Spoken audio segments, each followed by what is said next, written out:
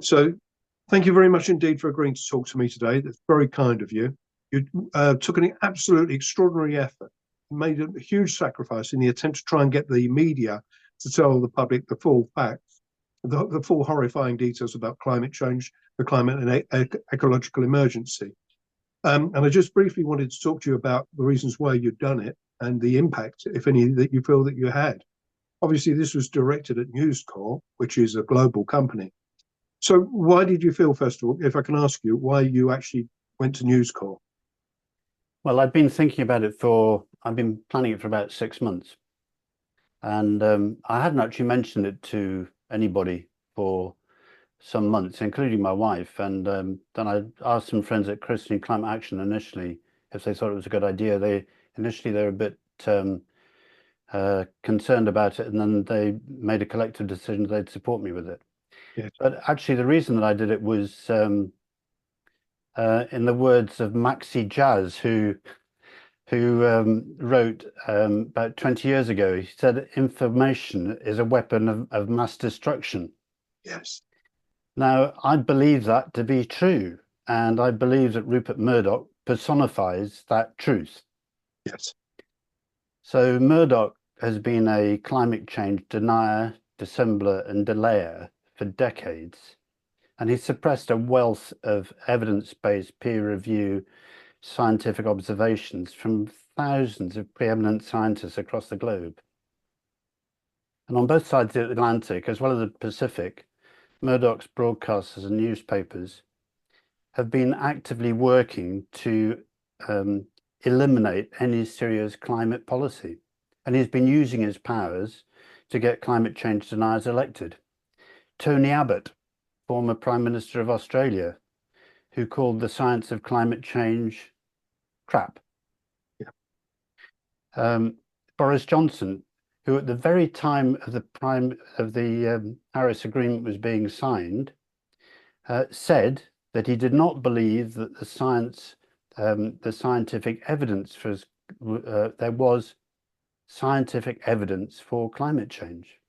Yes. And of course, Donald Trump, least said the better.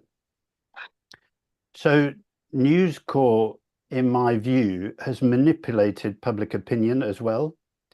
It's kept the danger of climate change off the front page, and when it has appeared, it's been up to individuals to change things. It's not that bad, or there'll be a technological way of sorting it. So for years, News Corp, and in my view, directed by Rupert Murdoch, has prevented the horror and urgency of climate breakdown being accepted. So this crisis is due largely, in my view, to the long-term actions of one supremely powerful old man who will not have to live with the consequences of his actions. Murdoch, the man who trashed the planet. Yeah. Yeah. So that's why I took the action I did, because I wanted to try to, if you like, lay a punch on him, because he's untouchable. His power goes beyond countries and politicians. There's no doubt at all that it was a profoundly shocking step that you'd taken. Do you feel that there's a possibility you had an impact upon, if not Murdoch himself, but maybe other staff in News Corp? Well, perhaps I ought to explain what I did first. Yes. I was videoed sewing my lips up. Yes. And I'd planned this because it had been done before. It had been done about 20 years ago by Russian prisoners. Yes. As a sense of desperation, they were unable to have their voices heard. It was also done by people in the jungle camp in Calais, when they feel that again they'd got no voice. Yes. And so I had this conflict of, I wanted to be able to say to express my anxiety, my dread for what was happening, and yet I felt as if I was being suppressed by the press. And so I came up with this idea of sewing my lips up. Yeah.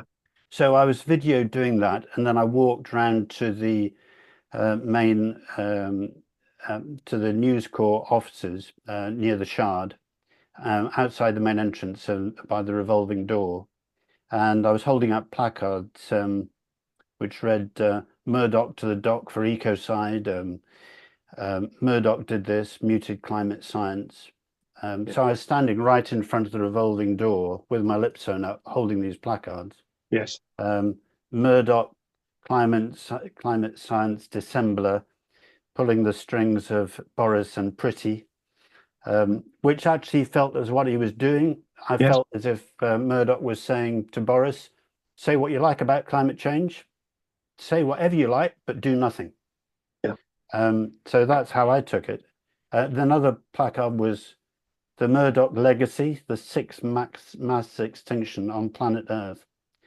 And finally, is Rupert Murdoch the most destructive man in the history of the planet Earth? It's really powerful, so appropriate. So I stayed there for a couple of hours over lunchtime with people milling around and the security people flanking me. They called the police, and the police came and took a look and then walked away again. Murdoch, the News Corp didn't want to make any official complaints or bring any charges against me, even though I was standing on their land.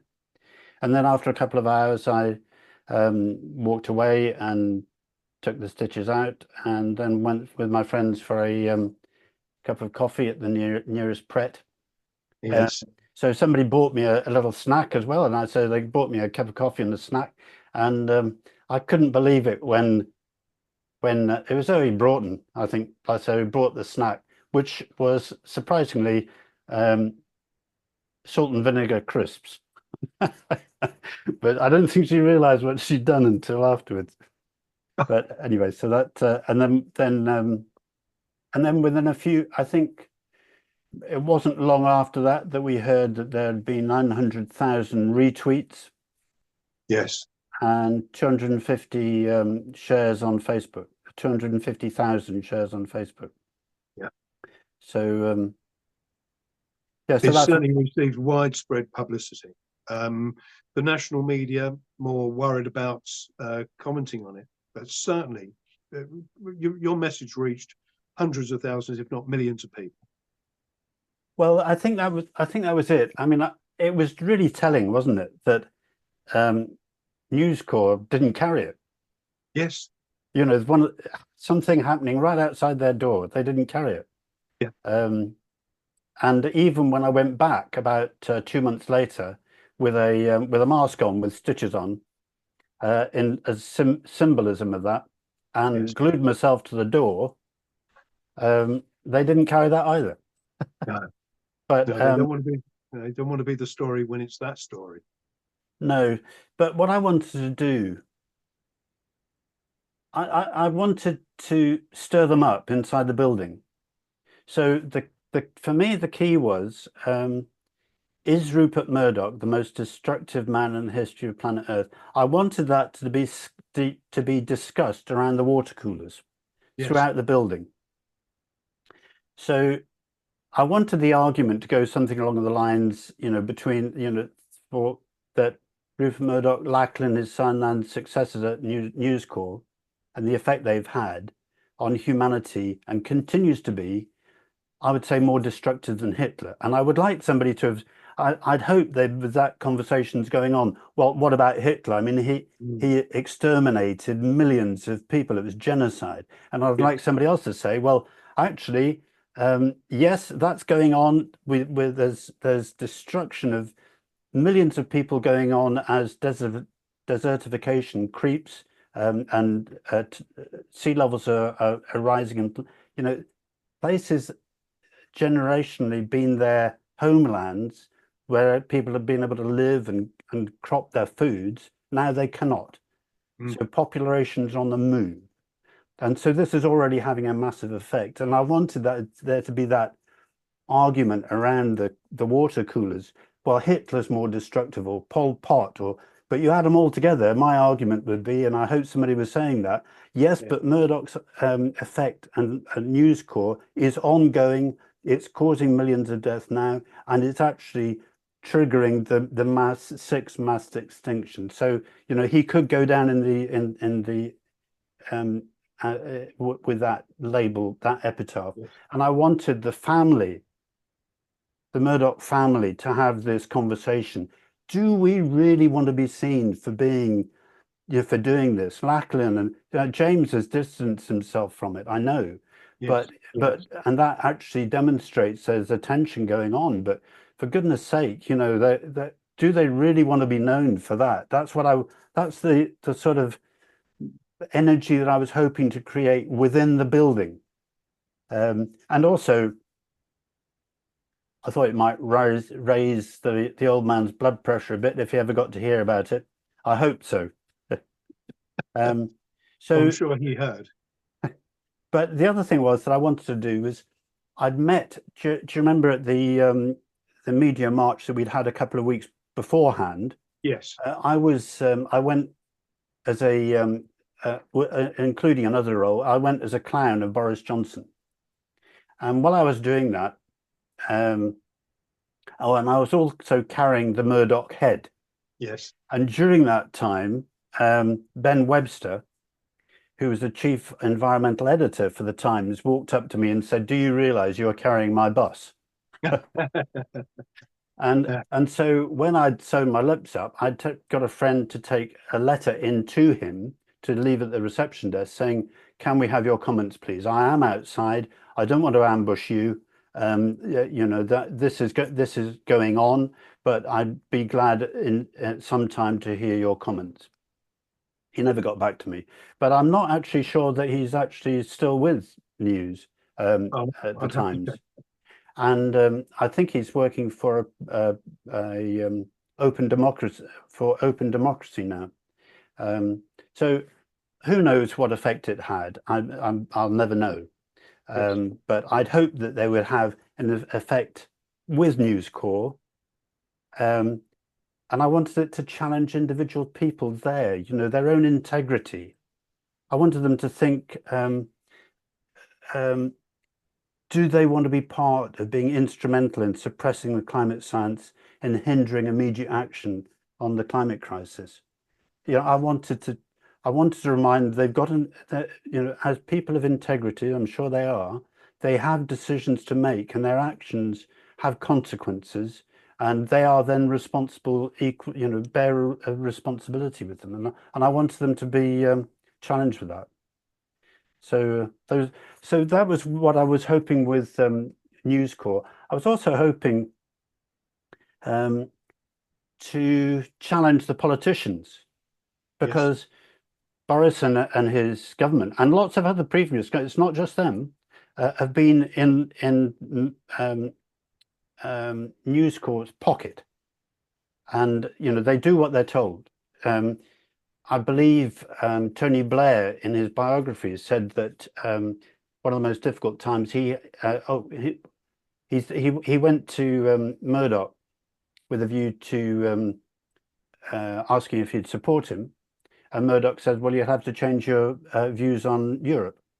Mm. You know, so there are conditions, there are quid pro quo, and you know, so it's a nuanced relationship. Yes. It's not, you can't just read a paper and think, "Oh, well, that's clear, you know, what the situation is." This is nuanced. It's carrot and it's stick, and Yes. you know, there are consequences for requiring the support of News Corp, and especially the personal support of the Murdoch family. So I wanted there to be a political knock-on. You know, do politicians really want to be seen to sucking up to these people? Because that's what they were doing. Yes, indeed. So I don't know whether or not that happened, but the other thing, which I'm not sure, I think in retrospect, I think might have happened, and I don't think that it was much of a concern of mine at the time, but now I think it might have been the thing that had the greatest effect, was the impact of people seeing what I was prepared to do to try to get something on Murdoch, that was actually encouraging other people to push their own boundaries. Indeed. Whatever way that might be, being conventional, writing to politicians, inundating your politicians with letters, or your business, the CEOs of business, or lobbying, or taking part in marches, protests, or actually becoming activists. But for me, I think probably I was a dentist, so I knew what I was doing. Yes. I knew how to do it. I'd practiced, not entirely, but I'd done a little bit of a practice. I knew what was involved, and I knew how to do it. Not that I'd ever done it before. But so I was comfortable with what I was doing. I knew that it wasn't going to cause any lasting damage. And I'm reminded now of, the guys who got onto the QE2 bridge. Yes. They were climbers. They knew what they were doing. They were they were trying to draw attention in the best way they knew.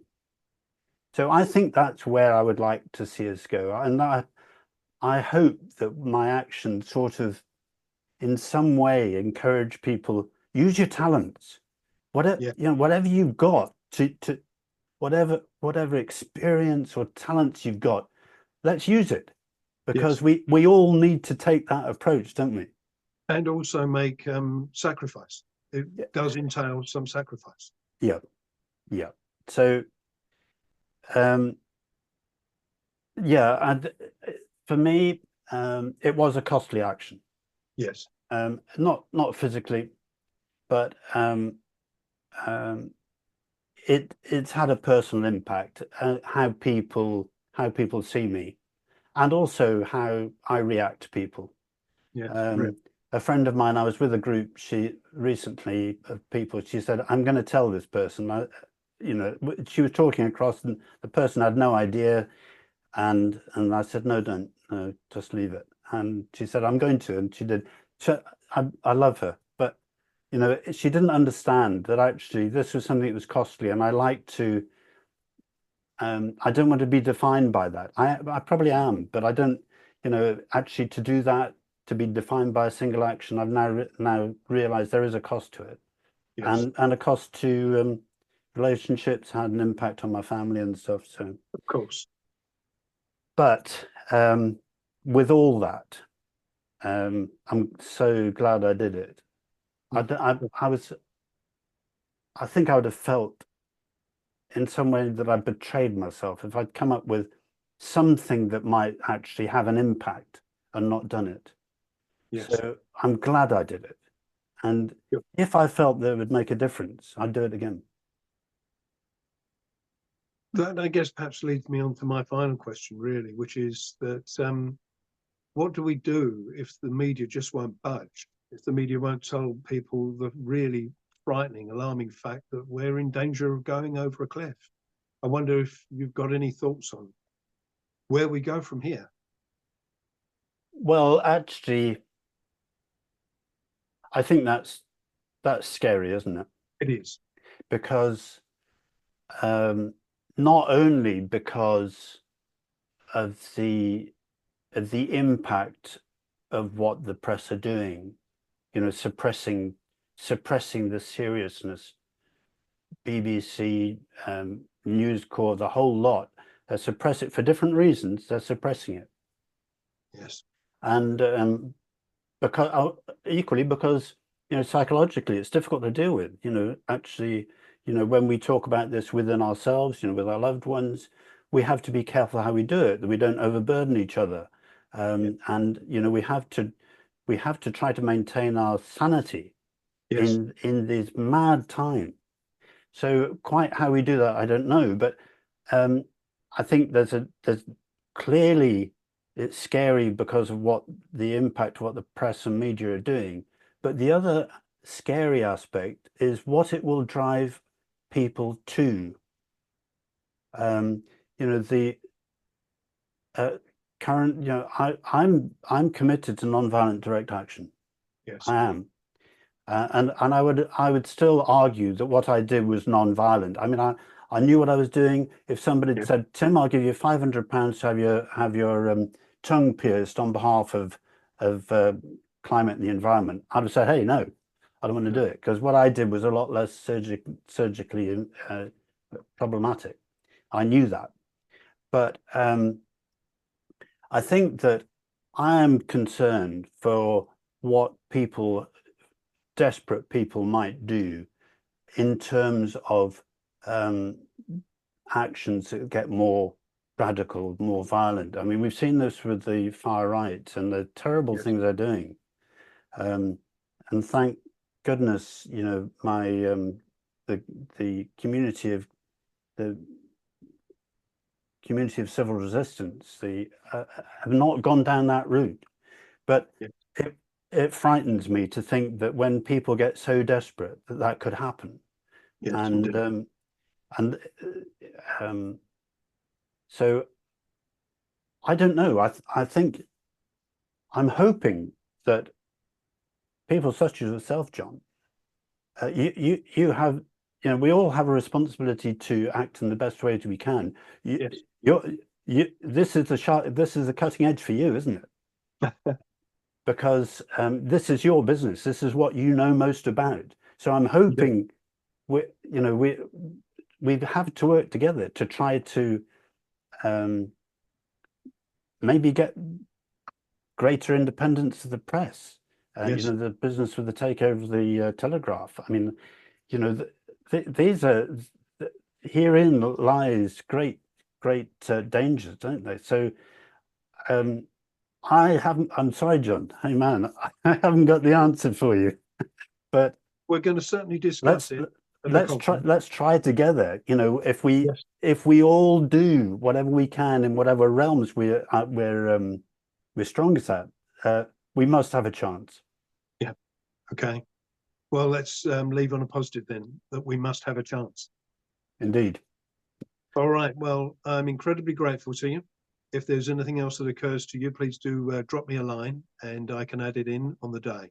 Thank you very much indeed for talking to me today. Thank you, Jon, and all the best for the conference. Thank you. I'm sorry I can't join you.